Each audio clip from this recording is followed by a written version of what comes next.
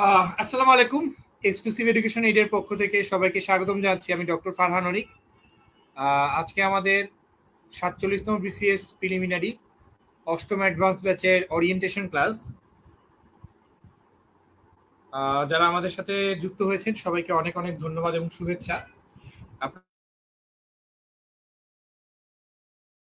এক্সামে পরিণত হয়েছে এবং আগের তুলনায় বিগত বিসিএস গুলোতে প্রশ্নের প্যাটার্নও একটু পরিবর্তন হয়েছে, যে কারণে দেখা যাচ্ছে যারা একটু লং টার্ম প্রিপারেশন নিচ্ছেন তাদের জন্য প্রিলিমিনারিতে চান্স পাওয়াটা তুলনামূলকভাবে সহজ হচ্ছে, এবং যারা 2 মাস 3 মাস বা একটু শর্ট টার্ম প্রিপারেশনের চিন্তা করছেন তাদের জন্য কিন্তু প্রিলিমিনারিটা ক্রমেই কঠিন হয়ে যাচ্ছে।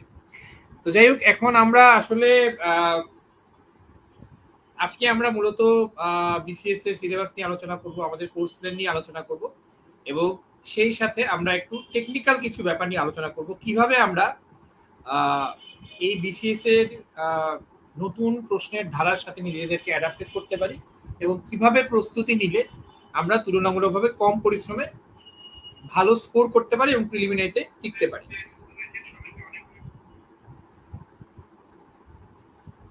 আমরা কিছুক্ষণের মধ্যে আমাদের মূল সেশনটি শুরু করতে যাচ্ছি। সবাই একটু ধৈর্য ধরবেন।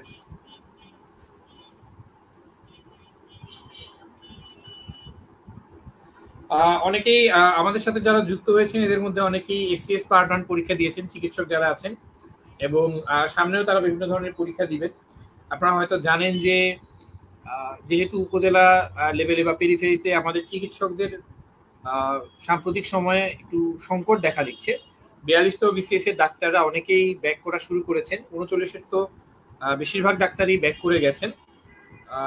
তো যে কারণে পেরিফেরি বা উপজেলার দিকে বিসিএস এর থেকে নিয়োগকৃত যে চিকিৎসকরা ছিলেন তাদের সংখ্যা কমে গেছে।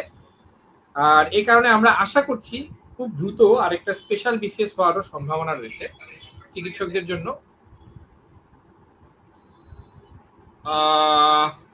যারা যুক্ত হয়েছেন একটু কষ্ট করে আপনার মেডিকেল কলেজের নাম এবং সেশন যদি আমাদেরকে জানিয়ে দেন তাহলে খুবই ভালো হয়। আর যারা বিসিএস এর সিলেবাস পেতে চান তারা একটু কষ্ট করে আমাদেরকে মেইল অ্যাড্রেসটা কমেন্ট করে জানিয়ে দিতে পারেন।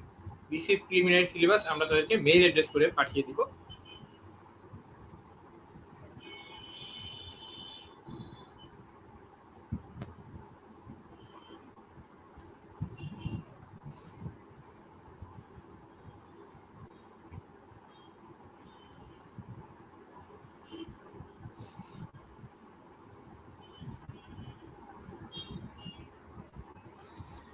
আমার কাছে একটা জিনিস মনে হয়, এখন বিসিএসটা একটা ধৈর্যের পরীক্ষা।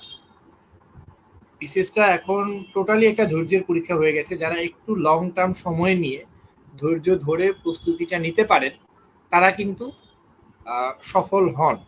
হ্যাঁ, এটা আমাদের দেখা। আপনি যদি মোটামুটি একটা সময় নিয়ে পড়তে পারেন এবং বুঝতে পারেন আসলে কোন কোন জিনিসগুলো আপনাকে বেশি ফোকাস দিয়ে পড়তে হবে, কারণ বিসিএস এর সিলেবাসটা কিন্তু অনেক বড়, তাই না?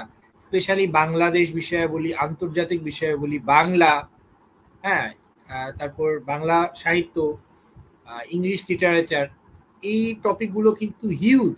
হ্যাঁ, এখান থেকে আপনার এখন দেখা যাচ্ছে একটু গভীর থেকেও প্রশ্ন কিন্তু আসছে, প্রচুর প্রশ্ন কিন্তু গভীর থেকে আসছে, এবং আমাদের টার্গেট থাকবে আমরা এমনভাবে প্রিপারেশন নিব যাতে আমরা ইজি কোশ্চেন এবং মিডিয়াম কোশ্চেন ম্যাক্সিমাম পাই। হ্যাঁ, ইজি কোশ্চেন আমাদের 100% পারতে হবে। মিডিয়াম টাইপের কোশ্চেন আমার যদি 70 থেকে 80% আমি পারি তাহলে কিন্তু আমার চান্স হয়ে যাবে। ডিফিকাল্ট টাইপের যে কোশ্চেনগুলো, এটা আসলে বিসিএস এ পারাটা কঠিন, যেটা কখনো কমন কোনো টপিক থেকে আসে না, বা অনেক গভীর থেকে আসে, বা একদমই মুখস্থ টাইপের প্রশ্ন আসে, এই ধরনের প্রশ্ন হয়তো পারাটা কঠিন। কিন্তু আমরা ইজি কোশ্চেন এবং একটু মিডিয়াম টাইপের কোশ্চেন আমরা কিন্তু চেষ্টা করলেই পারব। ইসরাত জাহান উর্মি ময়মনসিংহ মেডিকেল কলেজ থেকে, অদিতি দেবনাথ বিক্রমপুর ভিয়া মেডিকেল কলেজ থেকে 15 সেশন, অনেক অনেক ধন্যবাদ। আমার মনে হয় আমরা কিছুক্ষণের মধ্যে আমাদের সেশনটি শুরু করতে পারি। একটু ধৈর্য ধরবেন সবাই।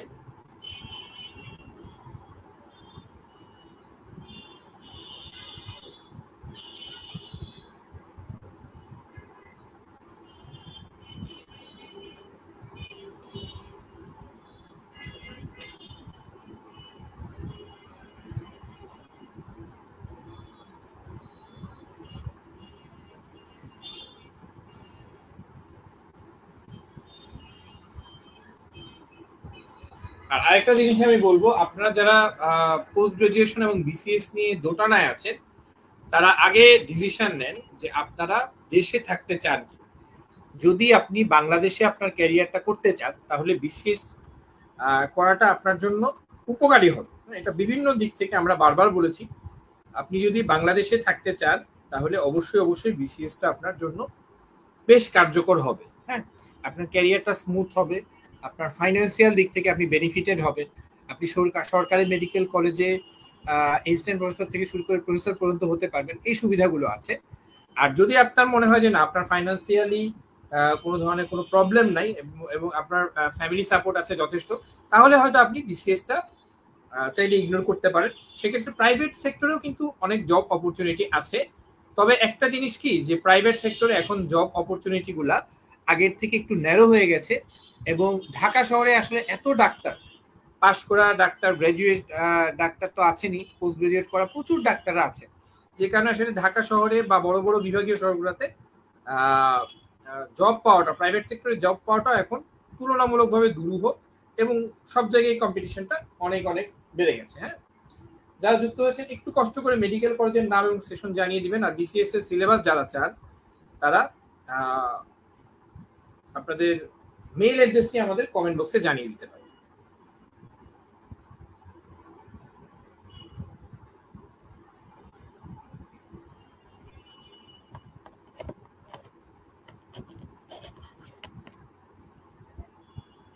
আচ্ছা, আমার মনে হয় আমরা শুরু করতে পারি।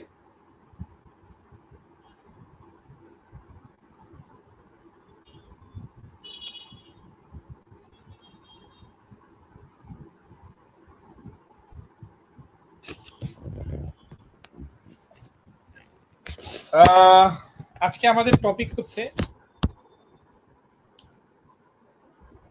আজকে আমাদের সেশনটি 47th বিসিএস এর অষ্টম অ্যাডভান্স ব্যাচ এর উপরে। তো আমাদের অষ্টম অ্যাডভান্স ব্যাচে যারা যুক্ত হননি, তারা চাইলে এখনো আমাদের সাথে যুক্ত হতে পারবেন, এখনো যুক্ত হওয়ার সুযোগ রয়েছে।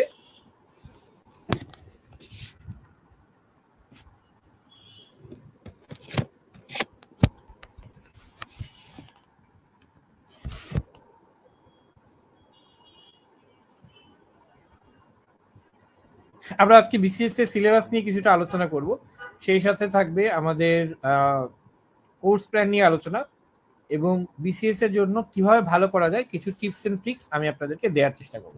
তার মনে হয় আমরা দেরি না করে শুরু করি। প্রথমে আমরা বিসিএস এর সিলেবাসটা দেখে নিই। বিসিএস এর সিলেবাসে বেশ কয়েকটা সাবজেক্ট আছে, সাবজেক্টগুলোর নাম এবং সেই সাথে নম্বর বন্টন চলেন আমরা একটু দেখে নিই। পিএসসির সিলেবাস থেকে আমরা একটু দেখে নিই।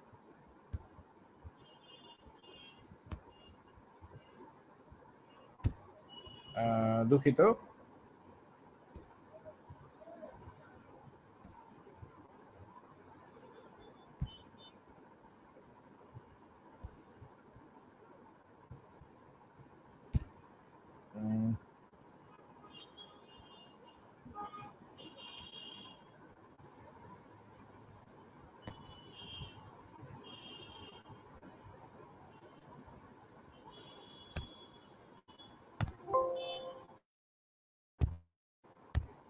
খুবই দুঃখিত, একটু ধৈর্য ধরবেন। আমরা সিলেবাসটা নিয়ে আলোচনা করব, আমাদের কোর্স প্ল্যান নিয়ে আলোচনা।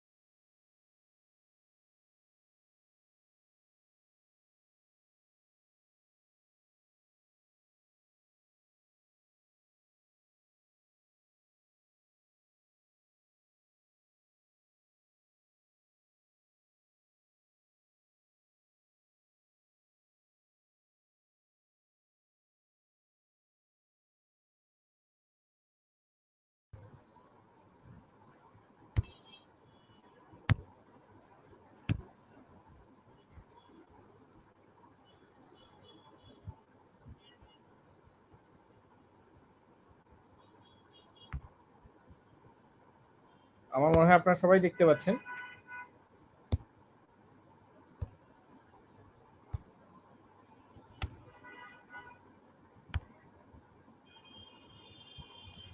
দুঃখিত, কিছুটা টেকনিক্যাল প্রবলেম হয়েছে, ল্যাপটপে কিছুটা টেকনিক্যাল প্রবলেম হচ্ছে, যে কারণে আমার সিলেবাসটি আমি আপনাদেরকে দেখাচ্ছি কিছুক্ষণের মধ্যেই।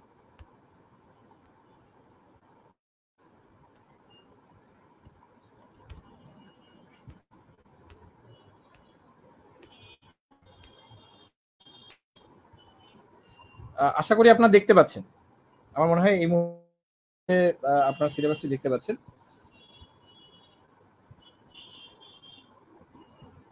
আমি খুবই দুঃখিত, একটু টেকনিক্যাল প্রবলেম হয়েছিল।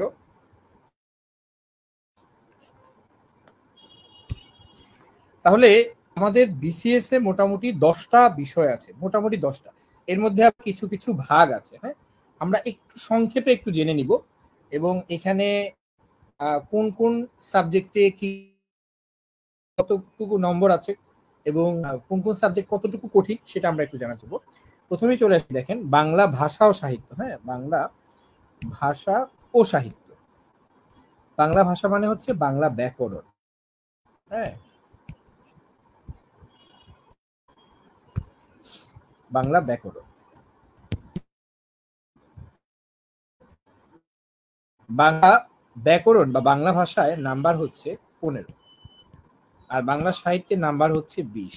হ্যাঁ, তাহলে বাংলা ভাষা ও সাহিত্য মানে টোটাল বাংলায় নাম্বার হচ্ছে 35। ঠিক আছে। আচ্ছা, এর মধ্যে বলবো বাংলা ব্যাকরণটা তুলনামূলকভাবে সহজ। আপনারা কেউ যদি একটু চেষ্টা করেন, বিগত বছরের প্রশ্নগুলো দেখেন, এবং নবম শ্রেণীর বাংলা ব্যাকরণ বই, সেই সাথে আমাদের ডাইজেস্ট বা আমাদের যে হ্যান্ড নোট আছে সেটা যদি একটু ভালো মতো করেন, 15-র মধ্যে 13-14 স্কোর করাটা আপনার জন্য খুব কঠিন হবে না। কিন্তু সমস্যাটা হচ্ছে বাংলা সাহিত্য।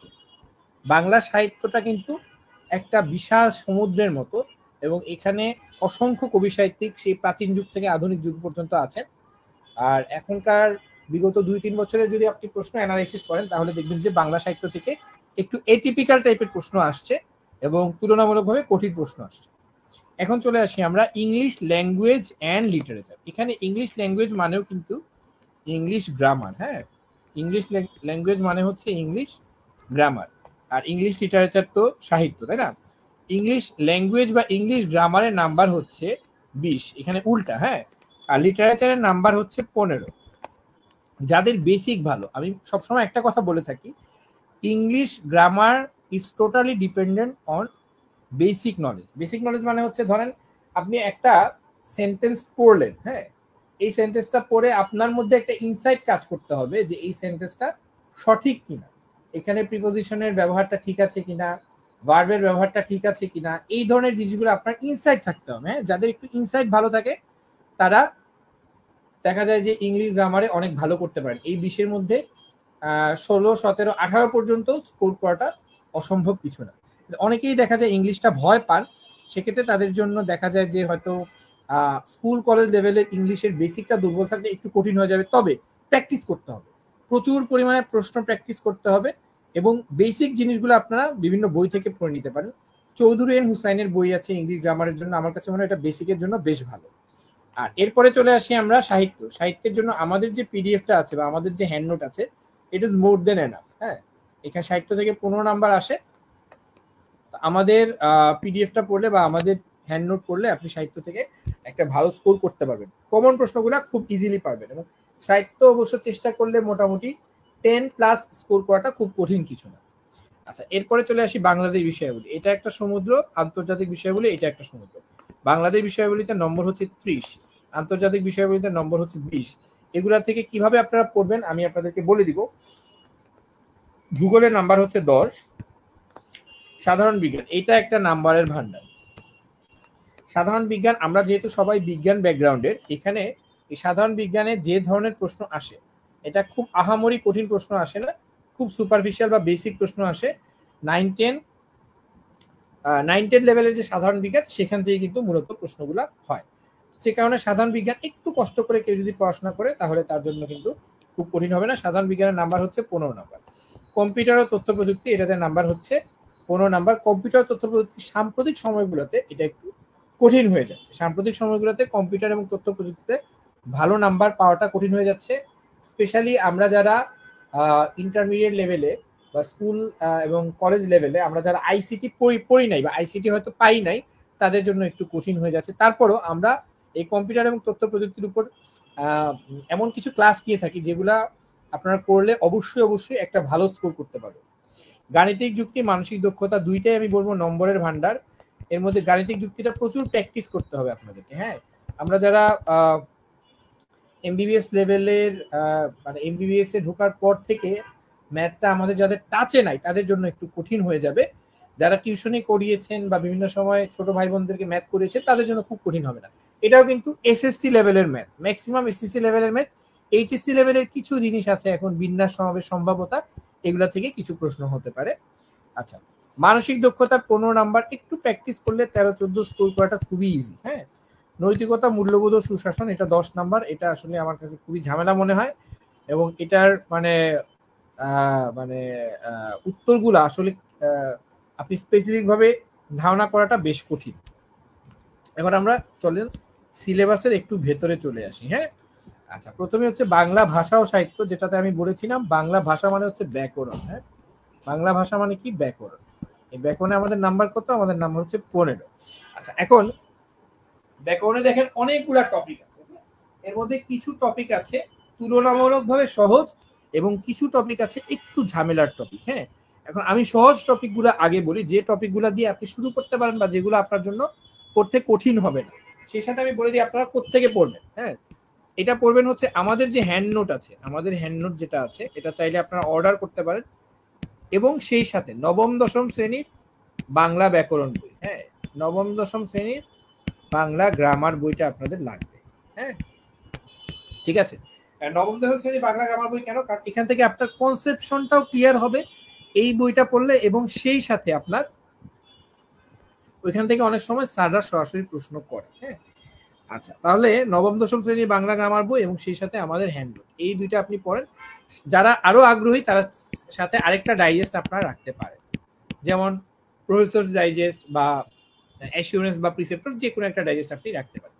আপনার বিগত বছরের প্রশ্নগুলো পড়তে হবে, অ্যানালাইসিস করতে হবে। এই জন্য যে কোনো ক্ষেত্রে আপনি যখন প্রিপারেশন শুরু করবেন তখন আপনি অবশ্যই বিগত বছরের অন্তত 5 বছরের প্রশ্নগুলো একটু দেখে নেবেন, প্যাটার্নটা দেখে নিলে আপনার আইডিয়া হয়ে যাবে। হ্যাঁ, আচ্ছা, এখন চলে আসি এই যে বাংলা ভাষা বা ব্যাকরণের টপিকগুলোর মধ্যে তুলনামূলকভাবে সহজ টপিক যদি আমরা বলি তাহলে বলবো যে ধ্বনি, বর্ণ, এগুলো আমাদের আগের পড়া আছে এবং এগুলো আমরা একটু রিডিং করলে বা একটু কষ্ট করলে আমাদের জন্য খুব কঠিন হবে না। হ্যাঁ, আচ্ছা, শব্দ, পদ, এগুলো আমার কাছে মনে হয় খুব কঠিন না। সমার্থক ও বিপরীতার্থক শব্দ, এগুলো একটু প্র্যাকটিস করতে হবে। হ্যাঁ, প্র্যাকটিস করতে হবে। আচ্ছা, এরপরে হচ্ছে মিড রেঞ্জের মানে মোটামুটি সহজ, যারা একটু প্র্যাকটিস করবেন বা যারা একটু বুঝে বুঝে পড়বেন, মানে বুঝে পড়ার যে অংশগুলো, যেমন হচ্ছে সন্ধি, সমাস, হ্যাঁ, তারপর হচ্ছে পরিভাষা, পরিভাষাও খুব কঠিন না। আচ্ছা, বানান এবং বাক্যশুদ্ধি, এর মধ্যে বানানটা প্রচুর প্র্যাকটিস করতে হবে। বানান কিন্তু মানসিক দক্ষতাতেও আসে। হ্যাঁ, বানান প্র্যাকটিস করার একটা নিয়ম আছে। নিয়মটা হচ্ছে আপনি একটু লিখে প্র্যাকটিস করবেন। হ্যাঁ, লিখে প্র্যাকটিস করবেন এবং সেই সাথে আপনার যে জায়গাগুলো ভুল হয় সেই জায়গাগুলো মার্ক করে রাখবেন। হ্যাঁ, বাক্যশুদ্ধিও মোটামুটি, প্রয়োগ অপপ্রয়োগ মোটামুটি ইজি আছে। আর কঠিন আমার কাছে একটা জিনিসই লাগতো, এটা হচ্ছে প্রকৃতি প্রত্যয়, এটা একটু কঠিন। হ্যাঁ, এটাতে অনেক মুখস্থ টাইপের জিনিস আছে এবং একটু কঠিন। বাক্য মোটামুটি মাঝারি রেঞ্জের। আচ্ছা, তাহলে আপনারা ধ্বনি, বর্ণ, শব্দ এগুলা দিয়ে আগে একটু প্র্যাকটিস করবেন। সমার্থক, বিপরীতার্থক শব্দ, যারা একদম বিগিনার, যারা এখনো পড়াশোনা শুরু করেননি, তারা এই সব টপিক দিয়ে শুরু করলে ইজি হবে। তবে আমি বলবো বাংলা ব্যাকরণ পুরাটাই আপনারা চেষ্টা করবেন ভালোভাবে পড়ার জন্য, কারণ এখান থেকে কিন্তু প্রশ্ন আপনি কমন পাবেন এবং তুলনামূলকভাবে কম পরিশ্রমে কিন্তু আপনি ভালো নাম্বার ক্যারি করতে পারবেন। মানে 12-13 স্কোর করাটা খুব কঠিন হবে না। হ্যাঁ, আচ্ছা, এরপরে চলে আসি সাহিত্য। সাহিত্য একটা সমুদ্র। হ্যাঁ, সাহিত্য একটা বিশাল সমুদ্র।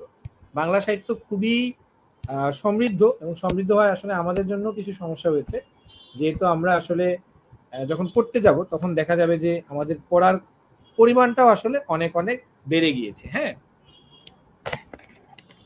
দুঃখিত। আচ্ছা, এখন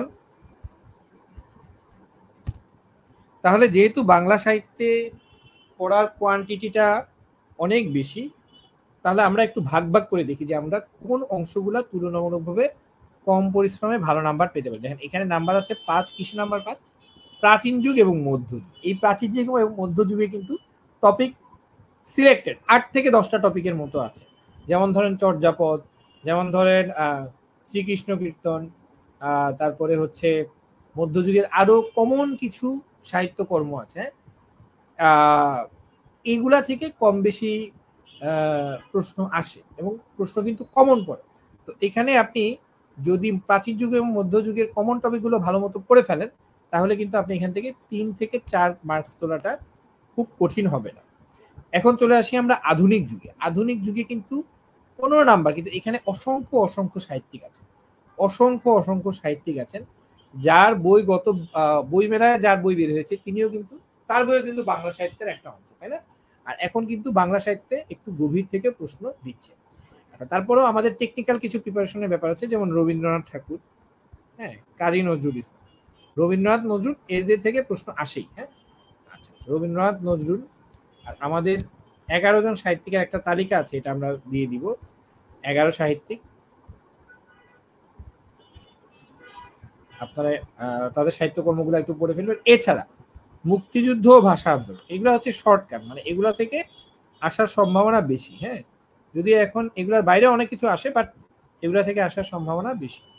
তাহলে রবীন্দ্রনাথ ঠাকুর, কাজী নজরুল ইসলাম, 11 জন সাহিত্যিকের তালিকা আমরা দিয়ে দিব, সেখান থেকে পড়বেন। মুক্তিযুদ্ধ, ভাষা আন্দোলন, এগুলা থেকে পড়লে কিন্তু আপনি অনেকটুকুই আপনি কমন পেতে পারেন, এবং শুরুটা আপনার এটা থেকে যদি হয় তাহলে আপনার জন্য তুলনামূলকভাবে সহজ হবে। আচ্ছা, একটু ধৈর্য ধরবেন।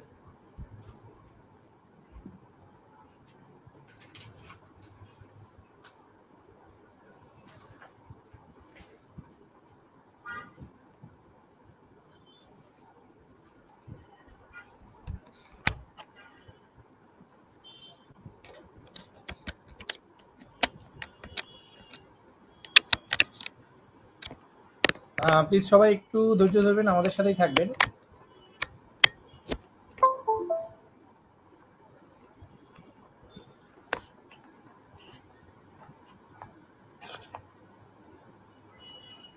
আচ্ছা, তাহলে আমরা চলে যাচ্ছি পরের অংশে। আমি আপনাদেরকে একটু টেকনিক বলে দিচ্ছি, যে টেকনিক ফলো করলে আপনি পড়াশোনাটা একটু কম পরিশ্রমে করে একটু ভালো নাম্বার পাওয়ার সম্ভাবনা থাকবে। হ্যাঁ, আচ্ছা, এখন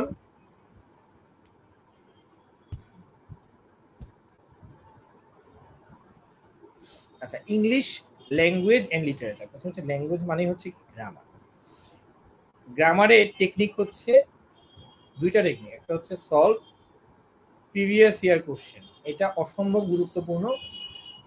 প্রিভিয়াস ইয়ারের কোশ্চেন যত বেশি সলভ করবেন, এর সাথে হচ্ছে আপনারা বিভিন্ন ধরনের জব সলিউশন বা ইউনিভার্সিটির কোশ্চেনগুলো সলভ করতে পারেন। হ্যাঁ, বিভিন্ন ইউনিভার্সিটিতে অ্যাডমিশন টেস্টে যেসব কোশ্চেন আসে সেগুলো কিন্তু আপনারা সলভ করতে পারেন। তো বিগত বছরের কোশ্চেনগুলো সলভ করবেন। আপনি যে কোনো একটা বই থেকে আপনি একটু বেসিকটা পড়ে নিতে পারেন। চৌধুরী এন্ড হোসাইনের বইটা ভালো, এটা থেকে পড়তে পারেন, অথবা অন্য যে কোনো বই থেকে বেসিক বুক এটা আপনারা একটু পড়ে নেবেন। যেমন ধরেন আপনি হয়তো টেন্স সম্পর্কে আপনি ভালো পারতেন, কিন্তু এখন একটু হয়তো অনেক কিছু ভুলে গেছেন। হ্যাঁ, ভয়েস ন্যারেশন, এই টাইপের জিনিসগুলা, অ্যাপ্রোপ্রিয়েট প্রিপোজিশন, এই টাইপের জিনিসগুলো আমাদেরকে একটু দেখে নিতে হবে ভালো কোনো বই থেকে। হ্যাঁ, আচ্ছা, এরপরে চলে আসি আমরা। এখানে আমি আর বিস্তারিত যাচ্ছি না, অনেক কিছুই আছে।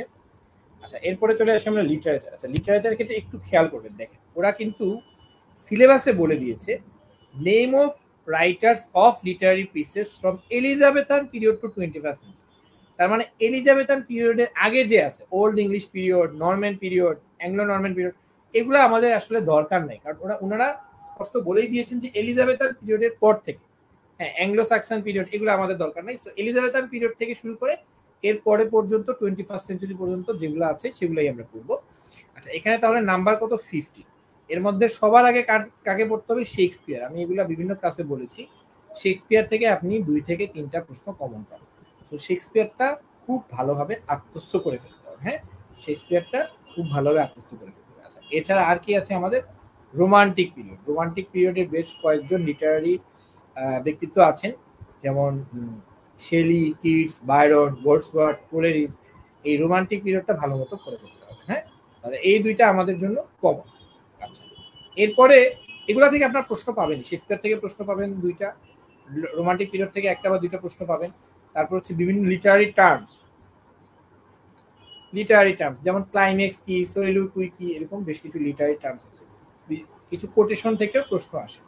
তো এটা পড়বেন কোত্থেকে? হ্যাঁ, এটা আমি বলি, আমাদের যে হ্যান্ড নোট আছে, আমার মনে হয় এটা পড়লে আপনার ম্যাক্সিমাম কভার হয়ে যাবে। হ্যাঁ, তুলনামূলকভাবে কম পরিশ্রমে আপনি যদি একটা ভালো স্কোর করতে চান তাহলে কিন্তু আমাদের হ্যান্ড নোটটা অবশ্যই পড়বেন। হ্যাঁ, আমাদের হ্যান্ড নোটের সাজানোটা বেশ ভালো ইংলিশ লিটারেচারে, কারণ এর বাইরে আপনি পড়তে গেলে আর অনেক কিছু পড়তে পারেন, কিন্তু এত কিছু আসলে আমাদের পড়ার সময় নেই। আচ্ছা, এরপরে আমরা চলে আসি বাংলাদেশ বিষয়গুলো। এই জিনিসগুলো আসলে আমি যখন নিজে পরীক্ষা দিয়েছি আমারও বিরক্ত লাগতো, কিন্তু এখান থেকে প্রশ্ন তো 30 নাম্বার, তাই না? সো অবহেলা করার কোনো সুযোগ নাই। আচ্ছা, এখন আমি বলি যে কোন কোন টপিকগুলো থেকে আমরা একটু কম পরিশ্রমে ভালো নাম্বার পেতে পারি। প্রথমে হচ্ছে বাংলাদেশের জাতীয় বিষয়। হ্যাঁ, এটা একটু ডিটেলস পড়ে ফেলতে হবে, একদম প্রাচীনকাল থেকে। হ্যাঁ, আমাদের বইয়েও মোটামুটি ভাবে ধাপে ধাপে দেয়া আছে প্রাচীনকাল থেকে শুরু করে। আর সবচেয়ে গুরুত্বপূর্ণ হচ্ছে বাংলাদেশের স্বাধীনতা সংগ্রাম, একদম ভাষা আন্দোলন 1952 থেকে শুরু করে 1971 পর্যন্ত। এখানে আপনি অসংখ্য ঘটনা পাবেন। কমন ঘটনাগুলো খুব ভালোভাবে পড়ে ফেলতে হবে। মুক্তিযুদ্ধ, ভাষা আন্দোলন, এগুলো ডিটেলস আমাদেরকে পড়ে ফেলতে হবে। এখান থেকে কিন্তু 6 নাম্বার, দেখেন 6-এর মধ্যে ভালো মতো করলে আপনি 4-5 কিন্তু স্কোর করতে পারবেন। এরপরে আমি বলবো আরেকটা টপিক যেটা থেকে আপনি খুব সহজেই ভালো নম্বর পেতে পারেন, সেটা হচ্ছে বাংলাদেশের সংবিধান। সংবিধান থেকে আপনি 3-এর মধ্যে 3ও কমন পেতে পারেন। হ্যাঁ, 3 আউট অফ 3 কমন পেতে পারেন যদি একটু ভালোভাবে পড়েন। হ্যাঁ, প্রস্তাবনা, বৈশিষ্ট্য, মৌলিক অধিকারের যে অনুচ্ছেদগুলো আছে অসম্ভব গুরুত্বপূর্ণ। রাষ্ট্র পরিচালনার মূলনীতিগুলো, সংবিধানের সংশোধনগুলো। হ্যাঁ, আচ্ছা, এর বাইরে আরো অনেক কিছু আছে, কিন্তু সবগুলো আমাদের করতে হবে। যেমন কৃষিজ সম্পদ, হ্যাঁ, এটা আমরা আমাদের ক্লাসে বলে দিব কিভাবে আপনারা টেকনিক্যালি করবেন। জনসংখ্যা আদমশুমারি, এই যে সর্বশেষ আদমশুমারি, বাংলাদেশের জনসংখ্যার ডেমোগ্রাফি, তারপরে হচ্ছে অর্থনৈতিক সমীক্ষা। হ্যাঁ, এগুলো আমাদেরকে একটু পড়ে ফেলতে হবে। এছাড়া বাংলাদেশের বিভিন্ন আদিবাসী উপজাতি সংক্রান্ত কিছু ইনফরমেশন, এগুলো আমাদেরকে দেখতে হবে। আচ্ছা, অর্থনীতির মধ্যেও কিছু কমন টপিক থেকে আছে, যেমন সর্বশেষ বাজেটটা আপনারা একটু দেখবেন। আচ্ছা, এর বাইরে কি আছে? আমাদের পঞ্চবার্ষিকী পরিকল্পনা, জাতীয় আয় ব্যয়, উন্নয়ন কর্মসূচি, দারিদ্র বিমোচনের বিভিন্ন প্রজেক্টগুলো, এগুলো আমরা। আচ্ছা, এর বাইরেও আমাদের আরো কিছু টপিক থেকে প্রশ্ন আসে। বাংলাদেশের রাজনৈতিক ব্যবস্থা, সরকার ব্যবস্থা, বাংলাদেশের জাতীয় অর্জন, বিভিন্ন বিশিষ্ট ব্যক্তিবর্গের পরিচয়, জাতীয় পুরস্কার কি কি আছে, যেমন বাংলা একাডেমি পুরস্কার, স্বাধীনতা পুরস্কার, এই ধরনের পুরস্কারগুলো, 21 পদক, এগুলো আমাদেরকে একটু করে ফেলতে হবে। খেলাধুলা, চলচ্চিত্র, গণমাধ্যম, এগুলো আসলে যারা নিয়মিত পত্রিকা পড়েন তাদের জন্য এখান থেকে কিন্তু কমন পাওয়াটা খুব কঠিন হবে। আন্তর্জাতিক বিষয়াবলী, এখানেও কিন্তু দেখেন 20 নাম্বার। হ্যাঁ, 5টা টপিক আছে, 4-5-এ 20। হ্যাঁ, আচ্ছা, এর মধ্যে আমি বলবো যে টপিকগুলো আপনি তুলনামূলকভাবে কম পরিশ্রমে ভালো নাম্বার পেতে পারেন, এর মধ্যে সবচেয়ে ইম্পর্টেন্ট হচ্ছে বাংলাদেশের আন্তর্জাতিক সংগঠন, বাংলাদেশে বলছি আন্তর্জাতিক বিষয়াবলীর মধ্যে পৃথিবীর বিভিন্ন আন্তর্জাতিক সংগঠনগুলো এবং অর্থনৈতিক পরিচয়, মানে হচ্ছে অর্গানাইজেশন যেগুলো আছে, ইন্টারন্যাশনাল অর্গানাইজেশনগুলো সম্পর্কে আমরা একটু করে নিব। কবে প্রতিষ্ঠিত হয়েছে, সদর দপ্তর কোথায়, তাদের কাজ কি, এগুলো সম্পর্কে আমরা জানবো। সাম্প্রতিক বিষয়াবলী, এটা যারা একটু পত্রিকা পড়েন, চোখ কান খোলা রাখেন, তারা কিন্তু এখান থেকে প্রশ্ন কমন পাবে। সাম্প্রতিক বিষয়াবলী, বাংলাদেশ বিষয়াবলী থেকেও কিন্তু প্রশ্ন আসে, তাই না? আচ্ছা, এর বাইরে এই যে বৈশ্বিক ইতিহাস, ভূ ব্যবস্থা, আন্তর্জাতিক ব্যবস্থা, ভূ রাজনীতি, এগুলা কিন্তু আপনারা ম্যাপ দেখে পড়বেন। অবশ্যই আপনাদের কাছে ইন্টারন্যাশনাল ম্যাপ থাকতে হবে, বাংলাদেশের ম্যাপ থাকতে হবে। ম্যাপ দেখে পড়লে তুলনামূলকভাবে কম পরিশ্রমে আপনি মনে রাখতে পারবেন এবং পড়াটা ইন্টারেস্টিং হবে। আচ্ছা, আমরা চলে যাই ভূগোলে। এখানে 10 নাম্বার, অনেকগুলো টপিক আছে, আমরা আমাদের ক্লাসে বলে দিব। আমাদের 2 থেকে 3টা ক্লাস আপনারা পাবেন ভূগোলের উপর। হ্যাঁ, এখানে বাংলাদেশের ভূগোল ব্যবস্থা, এখানেও কিন্তু ম্যাপ লাগবে। হ্যাঁ, বোধ বাংলাদেশ এবং আন্তর্জাতিক ম্যাপ থেকে আপনারা একটু দেখে দেখে ভূগোলটা পড়ে নেবেন, এবং আমাদের ক্লাসগুলো করলে আপনারা ভূগোলের মধ্যে 50 থেকে 60% কোশ্চেন কমন পেতে পারেন। আচ্ছা, আমি আগেও বলেছি সাধারণ বিজ্ঞান একটা নম্বরের ভান্ডার, এখানে 15 নম্বর, ভৌত বিজ্ঞানে 5, জীববিজ্ঞানে 5, আধুনিক বিজ্ঞানে 5। জীববিজ্ঞান আমরা সবাই পারবো, আর এগুলো আমাদের একটু রিডিং করে নিতে হবে। হ্যাঁ, আমাদের এখানে আপনি কোত্থেকে পড়বেন, এটা হচ্ছে আমাদের যে হ্যান্ড নোট আছে, আমাদের হ্যান্ড নোট করবেন সাথে প্লাস যে কোনো আরেকটা ডাইজেস্ট করে নেবেন। হ্যাঁ, তাহলে আপনি মোটামুটি সেফলি প্রশ্ন কমন পাওয়ার সম্ভাবনা বেশি থাকে। আচ্ছা, কম্পিউটার তথ্য প্রযুক্তি, এটা আমাদের ক্লাস ফলো করুন, প্লিজ ফলো আওয়ার ক্লাস, কারণ এটা কিন্তু এখন অনেক কিছু বোঝার ব্যাপার আছে, কিছু কিছু জিনিস মুখস্থ করার ব্যাপার আছে। আমাদের ক্লাস করবেন, আমাদের হ্যান্ড নোট করবেন, সাথে একটা ডাইজেস্ট রাখতে পারেন। তাহলে আমাদের হ্যান্ড নোটের পাশাপাশি আপনারা যদি একটা ডাইজেস্ট রাখেন, তাহলে আপনার ম্যাক্সিমাম পড়া কভার হয়ে যাবে। আমরা কেন বলছি, কারণ এখন যেহেতু বিভিন্ন জায়গা থেকে প্রশ্ন আসে। আচ্ছা, এখন আমরা চলে আসি গাণিতিক যুক্তি। এটা যারা গণিতে ভালো তাদের জন্য এখান থেকে 13-14 স্কোর করা কোনো ব্যাপারই না, কারণ এসএসসি লেভেলের ম্যাথ আসে, প্লাস এইচএসসি লেভেলে কিছু কিছু অঙ্ক আসতে পারে। এখন আমি বলে দিই এখান থেকে কোন কোন টপিক তুলনামূলকভাবে সহজে আপনি করতে পারেন। পাটিগণিতে সবই সহজ, এর মধ্যে দেখেন বাস্তব সংখ্যা আমরা করেছি, রসায়ু গসাগু, শতকরা, সরল মুনাফাটা ইজি, যৌগিক মুনাফাটা একটু কঠিন, অনুপাত সমানুপাত যারা বুঝেন তাদের জন্য সহজ, আর লাভ ক্ষতিটা প্লাস মাইনাস মোটামুটি আর কি। হ্যাঁ, আচ্ছা, এরপরে হচ্ছে দেখেন এখানে বীজগণিতিক সূত্রাবলী, আমরা আমার মনে বীজগণিতিক সূত্রাবলী আমরা সবাই সূত্রগুলো যে a + b হোল স্কয়ার টাইপের সূত্রই কিন্তু বেশি আসে। হ্যাঁ, আচ্ছা, সরল সমীকরণ, সরল অসমতা এবং হচ্ছে দ্বিপদী অসমতাও মোটামুটি আর কি। হ্যাঁ, আচ্ছা, এই যে 3 নাম্বার পয়েন্টটা আছে সূচক লগারিদম ধারা, এটা খুবই ইজি, জাস্ট সূত্র ভিত্তিক, সূত্র পারলে সূত্র মুখস্থ করবেন, সূত্রগুলো রেগুলার লিখবেন, তাহলে দেখবেন যে খুব কঠিন লাগবে না। আচ্ছা, এখন চলে আসি জ্যামিতি। জ্যামিতির মধ্যে আসলে পিথাগোরাসের উপপাদ্য থেকে প্রত্যেক বছরই দেখা যায় আসে। এছাড়া ত্রিভুজ এবং চতুর্ভুজ সংক্রান্ত, বৃত্ত সংক্রান্ত কিছু উপপাদ্য আছে, এখান থেকে আসে।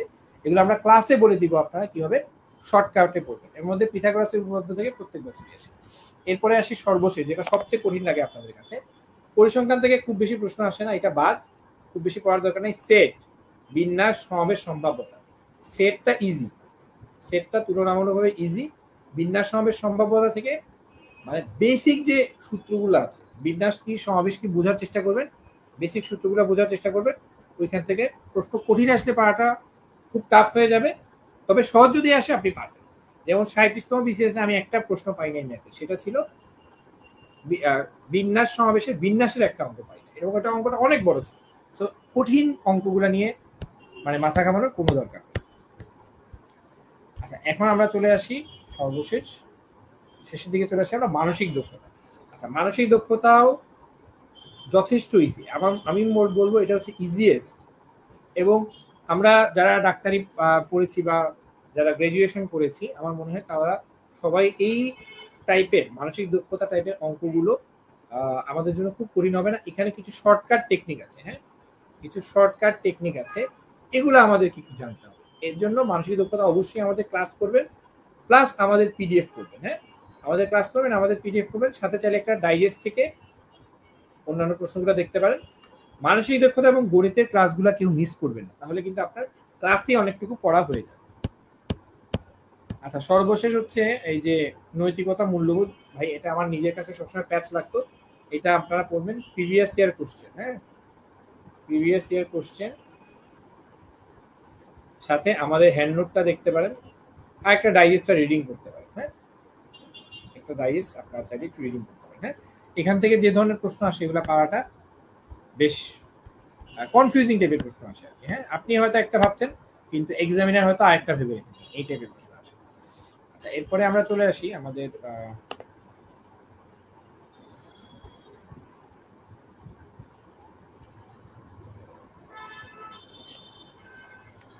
আচ্ছা, আমি দুঃখিত, একটু সম্ভবত একটু টেকনিক্যাল প্রবলেম হয়েছে।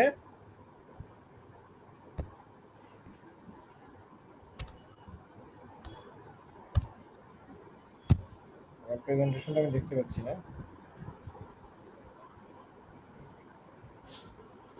আচ্ছা, আমরা তাহলে এখান থেকেই দেখি আমাদের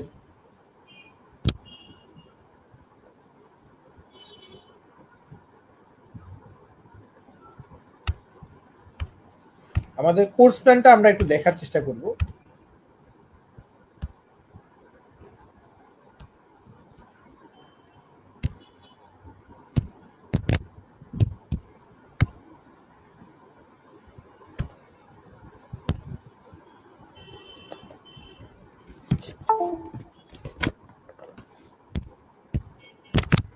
আমি খুবই দুঃখিত, একটু টেকনিক্যাল প্রবলেম হচ্ছে।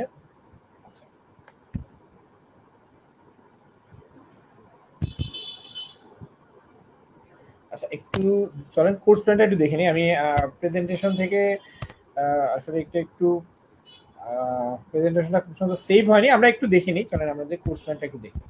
আচ্ছা, কোর্স প্ল্যানে আমি যেটা বলবো আপনারা একটু দেখে নেন যারা আমাদের ব্যাচে যুক্ত হয়েছে। আমাদের গণিতের জন্য আমরা টোটাল লেকচার রেখেছি 11টা। হ্যাঁ, আমার মনে হয় আপনারা দেখতে পাচ্ছেন, নাহলে আমি আপনাদের একটু জুম করে দেখাই। গণিতের জন্য আমরা টোটাল লেকচার রেখেছি 11টা, কারণ গণিত থেকে আসলে আমাদের অনেক ক্ষেত্রে দেখা যায় বুঝতে সমস্যা হয়, তাই না?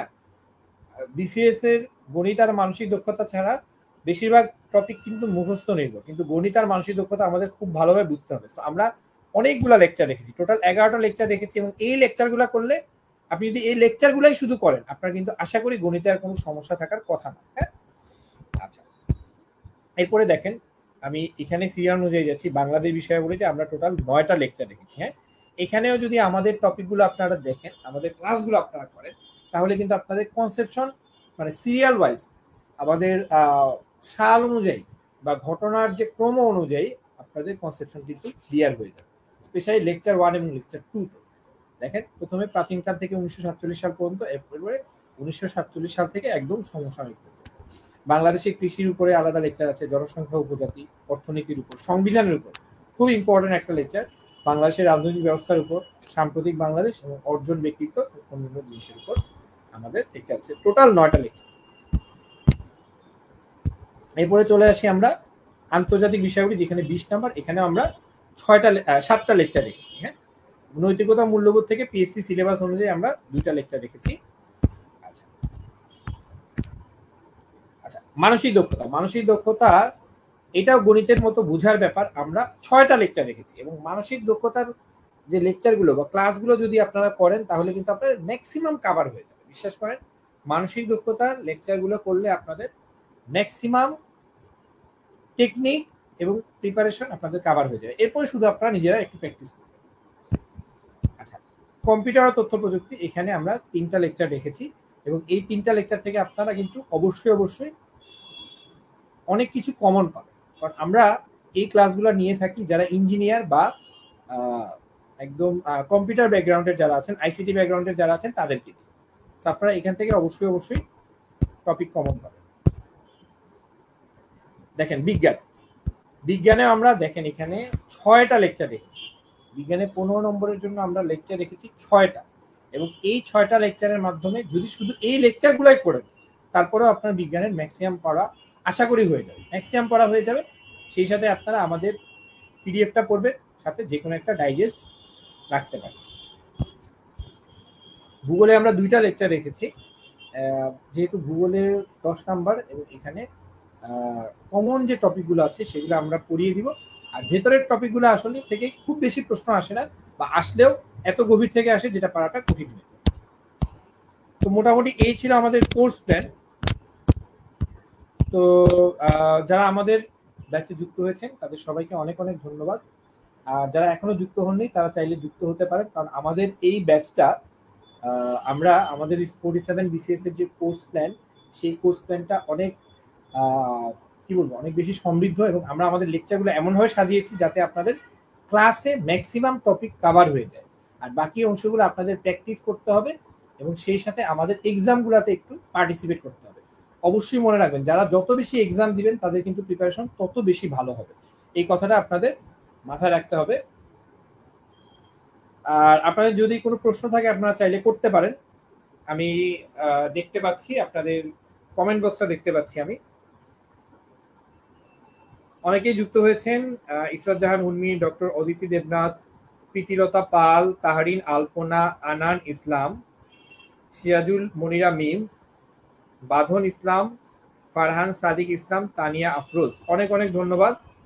আপনাদের সবাইকে আমরা বিসিএস এর সিলেবাসটা পাঠিয়ে দিব, আর আমাদের কোর্স প্ল্যানটা পাঠিয়ে দেওয়ার চেষ্টা করব। আর আপনাদের কোনো প্রশ্ন থাকলে এখনো করতে পারেন, আমি উত্তর দেওয়ার চেষ্টা করব। আর আবারও বলবো যে বিসিএসটা আসলে একটা লং রান হয়ে গেছে এখন, তো একটু ধৈর্য ধরে যারা লেগে থাকবেন তারা কিন্তু অবশ্যই সফল হতে পারবেন। আপনারা চাইলে এখনো আমাদের এই ব্যাচটাতে যুক্ত হওয়ার সুযোগ থাকবে।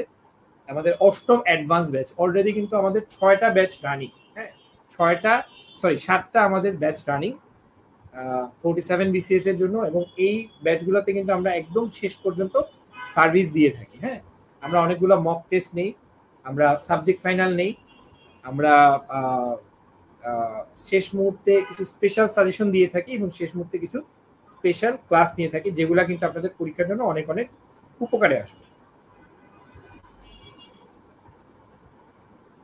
আচ্ছা, কারো কোনো প্রশ্ন না থাকলে আমি শেষ করতে পারি আমাদের আজকের সেশনটি ছিল 47তম বিসিএস এর অষ্টম অ্যাডভান্স ব্যাচের ওরিয়েন্টেশন ক্লাস, এবং এই ক্লাসে মূলত আমরা একটু সিলেবাস নিয়ে কথা বলেছি এবং আমাদের কোর্স প্ল্যান নিয়ে কথা বলেছি।